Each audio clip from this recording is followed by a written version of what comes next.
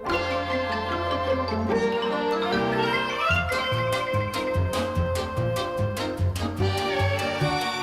everybody, it's me, Chris Eads, otherwise known online as Wootini, here with another Gay Gamer video podcast. I want to start off this episode with some movie talk because I've been seeing a lot of movies lately. I used to just occasionally offer up a movie review because, it would be like the new Marvel movie or Star Wars or something big, and I wasn't going to the movies a lot. But now that I have Movie Pass, I go to the movies a lot, because there's a lot of movies that I would like to see, and these are movies that I would normally be like, I'd either say like, oh, well, I'll go for a matinee, or I'll just wait until Netflix or HBO. The problem is that the ones that are like the Netflix, HBO ones, when they do eventually show up on Netflix or HBO, I probably still wouldn't get around to seeing them more often than not. So this is good because it's getting me to see these movies, and even better, seeing them in a theater, which is the way movies should be seen. So I've been seeing tons of movies. I haven't been talking about them. Here's just a few quick ones. Weeks ago, like around Christmas time, I went to see The Shape of Water. I'd heard amazing things about it. It opened, all these movies opened like in December for Oscar consideration and awards show consideration. And now in January they're starting to open wider audiences. But The Shape of Water still has not gone particularly wide. And I liked it. I don't know why everyone was raving about it. I never got like fully into it. But I don't know if I should blame the movie or the theater. Because the only place that I could see it near me was at the Alamo Drafthouse here in Brooklyn, and I'd always wanted to go to the Alamo Drafthouse. I'd heard great things about it. It's a super cool concept, but actually having seen a movie there, I don't ever want to go back. The idea is that they're like, no talking, no texting, you will be ejected from the theater because you're disrupting the film, and we won't have that. And I'm like, that's a good thing. I like this attitude.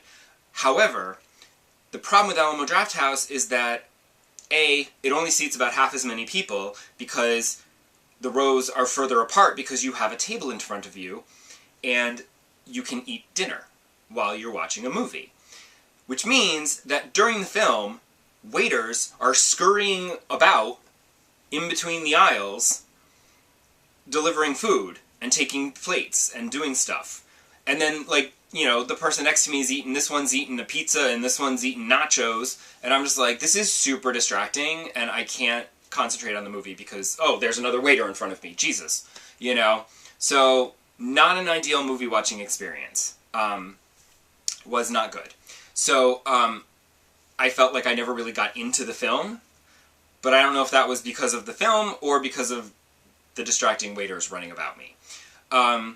I also saw Coco, finally. Everyone had been raving about it. And it was wonderful. So good. So good. I kind of wish I'd seen it in 3D, because it looked like it would be really cool visually in 3D. But there were barely even 2D showings left at these theaters, so I took what I could get. Although it was surprisingly still like a pretty full house. Even now, when it's getting ready to leave theaters, if it's even still there now. I don't even know. Probably not. But wonderful film. Cried buckets at the end, as everyone else did. It was great. I sort of feel like I need to rewatch Book of Life, because I feel like Book of Life had more interesting Day of the Dead visuals in the other world. But obviously Coco has the better story. I wanted to see I, Tonya, but that wasn't playing until a little bit later, and I wanted to see something sooner so that I wouldn't be at the movies late. I had to make dinner and stuff, so I went to see The Post instead, because that was starting like a half hour earlier. And it had just opened, wider release, and it was the first weekend at this theater in my neighborhood, and it was a sold-out, completely packed show. And there were kids, which was weird, because I'm like, you couldn't get a babysitter? Because I don't think any kids want to actually watch The Post. I'm just saying. It was good. great performances and a very timely story because, you know, it's all about the press attempting to expose a corrupt government and the corrupt government trying to censor the press so that they don't get exposed. Very timely. Also a little bit of feminism in there too. One monologue was a little on the nose and a little much, but whatever. Also timely. And then I just saw finally. I thought it would go wider. It has not gone wider. It has not played at either of the theaters in my neighborhood, so I had to go all the way into the city to see it. But you know, whatever. Still Movie Pass free. But I saw Call Me by Your Name, which I was actually expecting to not like it, because it had gotten so much praise as, oh, it's this beautiful gay love story, blah, blah, blah, everyone loves it, it's like gotten all these awards, and it's this big critically acclaimed success. But I'd seen some of my friends on Facebook being like, what was all the fuss about? This was kind of ridiculous, whatever. So I was sort of expecting to go into it and being like, And to my surprise, I legitimately enjoyed it. I thought it was actually really, really good.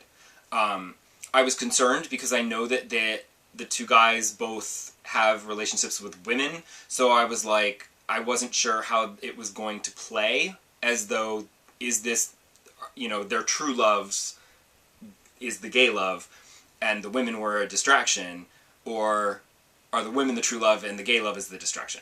But it turns out the gay love is the true love, so I was like, okay, fine. Spoiler alert. Sorry, I guess. But it's beautifully shot. It's surprisingly sexy. And Armie Hammer is slightly less wooden than in the other movies I've seen him in. He's very much like Henry Cavill, utterly gorgeous to look at, but there's nothing going on behind their eyes.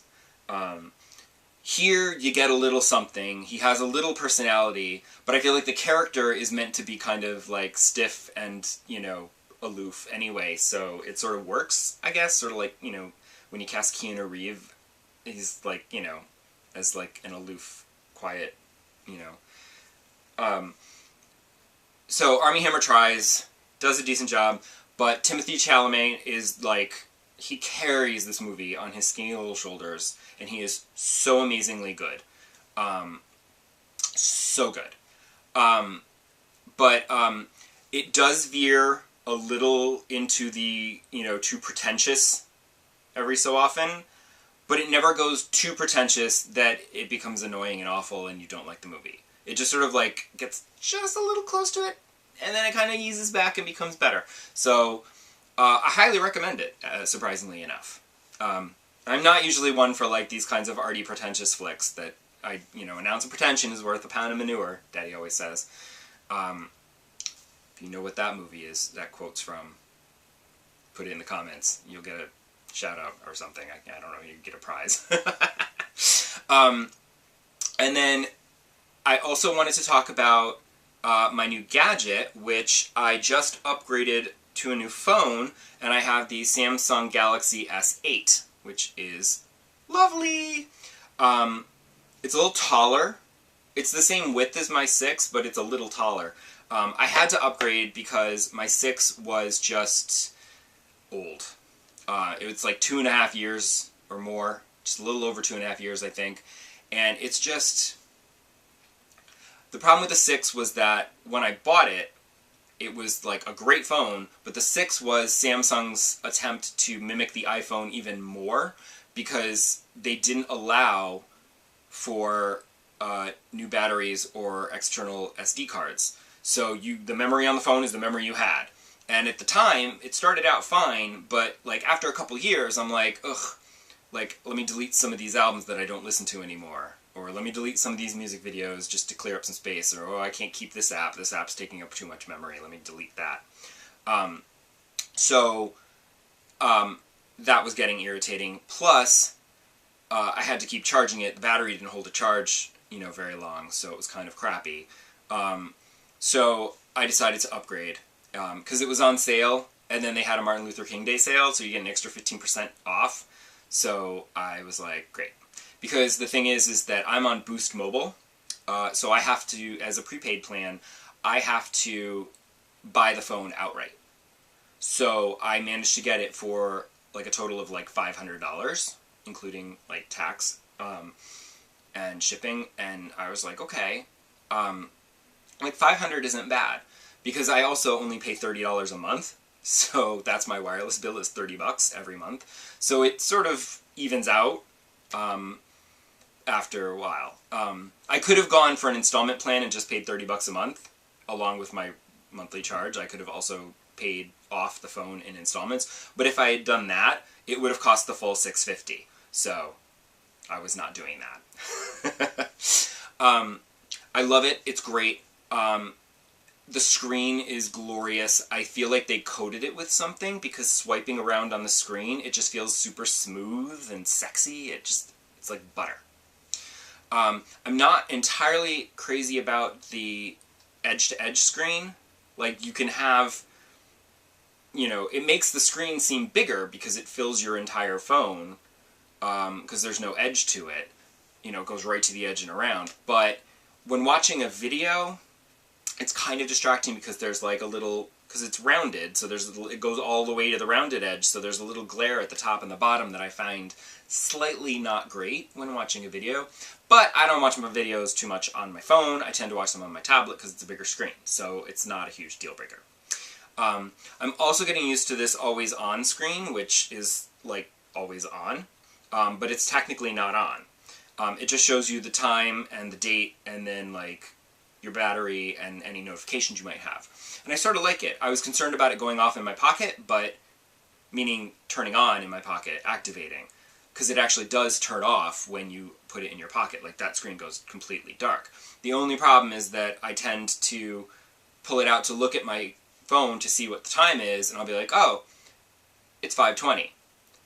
And then I'll push the button to turn it off, which then activates it, because it's actually off. But I keep... See, and I just did it again. So, in my mind, it's on because it's showing me something, so I try to turn it off, which ends up turning it on, because I'm an idiot. But I'll get used to it eventually. As far as games go, all this time, and I'm only now just starting to talk about games, I've been playing some more Skyrim, because I can't not play Skyrim. But I've also played some more Batman. I played another episode of the Batman Telltale game, which I'm still enjoying. It's a great adventure. It's a good story. I just still feel like the graphic violence and brutality and the occasional cursing is just unnecessary. Also, being that this is now the second episode, I died a couple of times because I like messed up a QuickTime event and got killed. I got complacent because the first episode of Telltale games, they tend to be very lenient with the QuickTime games. They give you a little extra time to ease into it. But after that, the later episodes, you will die. They're not as lenient. Also, I have continued to play Just Dance on my Switch. I did, in fact, play it. As I said last week, I was going to try, and I did, except for one day. There was one day when I just didn't have the time to do it. I tried to play it for a half an hour every day, just to get moving, burn some calories. Unfortunately, it started off fine, and I would get up a little extra, and I would play it before work, which was great, because I could play it, and then I could take a shower, and it'd be fine. But then came the mornings where I was like, oh, I just want to sleep a little bit longer. Let me just, let me go back to sleep. I'll play Just Dance when I get home from work. And then I would play it when I got home, which was sort of irritating, and I'm just like, oh, I don't want to play it. I'm like tired. I've had a long day. I don't want to dance. It's like, ugh. So it's like, it's better in the morning, so I need to try to get myself to get up and do it. The problem is that it's not just a half an hour. You need to have like 45, 50 minutes because you have to work your way through menus and things. It's not ideal for a workout. Because I prefer like the Dance Central version where you would say, okay, I want to work out for 30 minutes. I will dance for 30 minutes. And it says, okay, and it picks a bunch of songs, and it just plays one right after the other, and you just keep dancing for 30 minutes, one song after the other. You have a little breath in between songs, and then you just start dancing again. Here, you would dance, then you would have to go and, you know, go back to the menu. Maybe if you got mojo points, you'd go up a level, and then you'd get more points, and you could unlock a sticker, and you'd go through all that. And even skipping that still didn't save you that much time, because then you've got to go and pick another song. And it was like really tedious, and I'm like, I'm spending as much time in the menus as I am actually dancing, practically. So for an exercise regime, it's not ideal. However, I did, towards the end of the week, discover you can play shuffle mode. And shuffle mode, while also not ideal, is better, because you can select a bunch of songs, shuffle them, and then they will play one right after the other. So there's no going back to the menu. You just press A, you finish the song, you get your score, you press A, it goes to the next song, you press A and start dancing. Once it loads, you're good to go. The only problem is that you can't shuffle the entire song library. Each section of the menu, it's like all the Just Dance Unlimited songs are in like 4 sections broken up by alphabet, like A to F, G to K. So you can shuffle one section of the alphabet. Or you can shuffle the ones that are on the disc. There's also the fitness section where they have like the fitness, the workout versions of songs, which are a little better because they're more aerobic-y as opposed to the weird actual choreography. There's not a lot of them, but you can shuffle that. So that would be a good workout.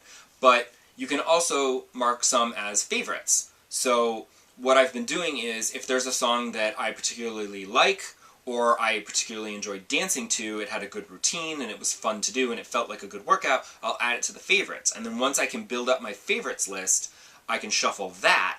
That way, I don't have to end up dancing to random crappy songs that are just not anything that I want to actually dance to.